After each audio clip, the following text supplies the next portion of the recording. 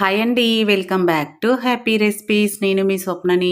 ఈరోజు వీడియోలో రాజస్థానీ స్పెషల్ చూర్మా లడ్డు చూపిస్తున్నానండి. ఇది చాలా ట్రెడిషనల్ రెసిపీ. చాలా బావుంటుంది.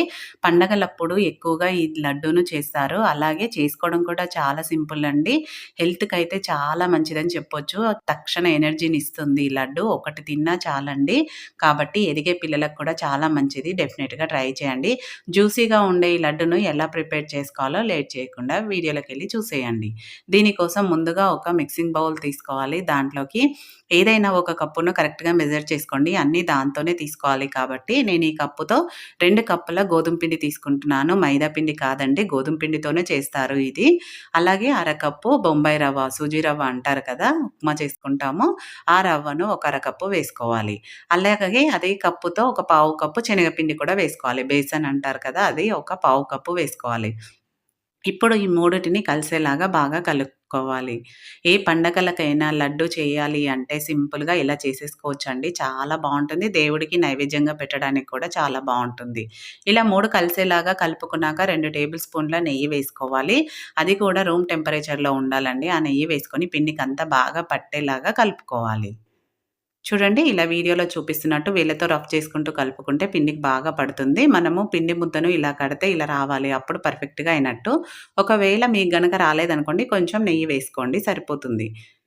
ఇప్పుడు దీంట్లోకి కొంచెం కొంచెంగా నీళ్లు పోసుకొని చపాతీ ముద్ద కంటే కూడా కొంచెం గట్టిగా తడుపుకోవాలండి. చూడండి ఇలా వీడియోలో చూపిస్తున్నట్టు ఈ విధంగా తడుపుకోవాలి.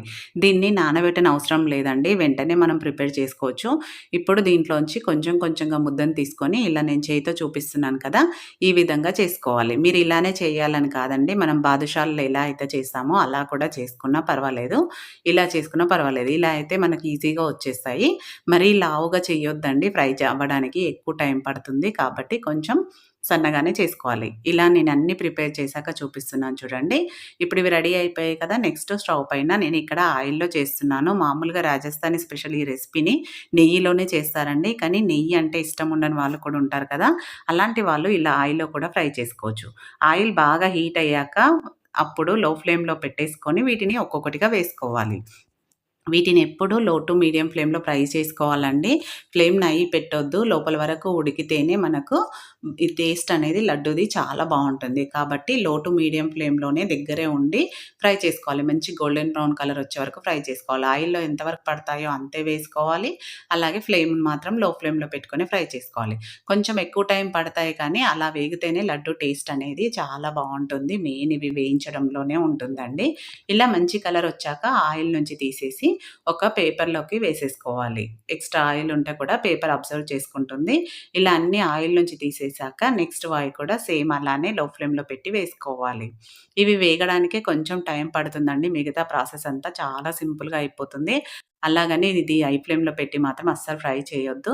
లో ఫ్లేమ్‌లో పెట్టే ఫ్రై చేసుకుంటే లోపల వరకు వేగి లడ్డు టేస్ట్ అనేది చాలా బావుంటుంది. చూడండి నేను అన్నీ అయ్యాక చూపిస్తున్నాను. ఇప్పుడు వీటిని పూర్తిగా చల్లారబెట్టుకోవాలి. నేనిక్కడ ఒక 1 అవర్ పాటు పక్కన పెట్టేసుకున్నాను. 1 అవర్ తర్వాత చూపిస్తున్నాను చూడండి. ఇప్పుడు కంప్లీట్‌గా చల్లారిపోయాయి కాబట్టి, ఈ విధంగా చేసుకోవాలి. చిన్న చిన్న పీసెస్ లాగా చేసుకోవాలి. మనకు బాగా ఫ్రై అయితే మాత్రమే ఇలా ఉంటుందండి. లేదంటే లోపల మెత్తగా ఉంటుంది. కాబట్టి ఇలా లోపల వరకు వేగేలాగా ఫ్రై చేసుకోవాలి. ఇప్పుడు వీటిని ఒక మిక్సీ జార్ తీసుకోవాలి.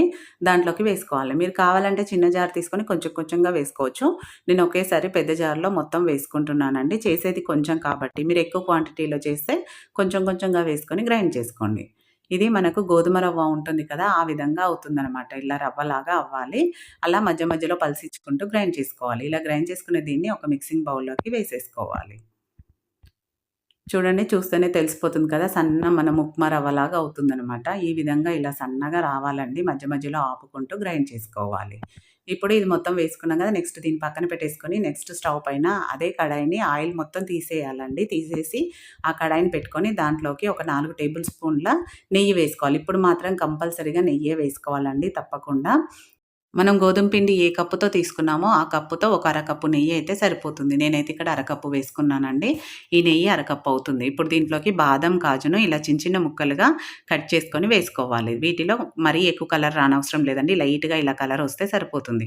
ఇప్పుడు ఇలా నెయ్యి నుంచి మొత్తం వాటిని మాత్రమే పక్కకు తీసేసి నెయ్యి అలానే ఉంచేసుకొని, అదే నెయ్యిలోకి ఏ కప్పుతో గోధుమ పిండి తీసుకున్నామో అదే కప్పు నిండుగా బెల్లం తీసుకోవాలి. ఇది కరెక్ట్ మెజర్‌మెంట్ అండి. బెల్లం కూడా కరెక్ట్‌గా సరిపోతుంది. మైల్డ్‌గా తినే వాళ్ళకైతే స్వీటు చాలా కరెక్ట్‌గా సరిపోతుంది. కొంచెం ఎక్కువ తినే వాళ్ళైతే ఇంకొక పావు కప్పు బెల్లం యాడ్ చేసుకోండి. నాకైతే ఇక్కడ కరెక్ట్‌గా సరిపోయిందండి. మామూలుగా తినే వాళ్ళకి కరెక్ట్‌గా ఉంటుంది. కాబట్టి ఇది మొత్తం కరిగే వరకు దగ్గరే ఉండి కలుపుతూ కడిగించుకోవాలి. చూడండి ఇలా బెల్లం మొత్తం కరిగిపోయి ఈ విధంగా వస్తున్నప్పుడు స్టవ్ ఆఫ్ చేసేసుకొని, ఇప్పుడు దీన్ని డైరెక్ట్‌గా మనం గ్రైండ్ చేసుకున్నది ఉంది కదా! దాంట్లోకి వేసేసుకోవాలి. ఇలా వేడిగా ఉన్నప్పుడే మొత్తం వేసుకోవాలండి. వేసుకున్నాక చెంచాతోనే ఇదంతా కలిసేలాగా కలుపుకోవాలి. ఎందుకంటే బెల్లం వేడిగా ఉంది కదా! చెయ్యికి అంటుకుంటుంది. కాబట్టి ఇలా చెంచాతోనే మొత్తం అంతా వీలైనంత వరకు కలుపుకోవాలి. మొత్తం అంతా కలిసి కొంచెం వేడి తగ్గాక అప్పుడు మాత్రమే చెయ్యి పెట్టాలి.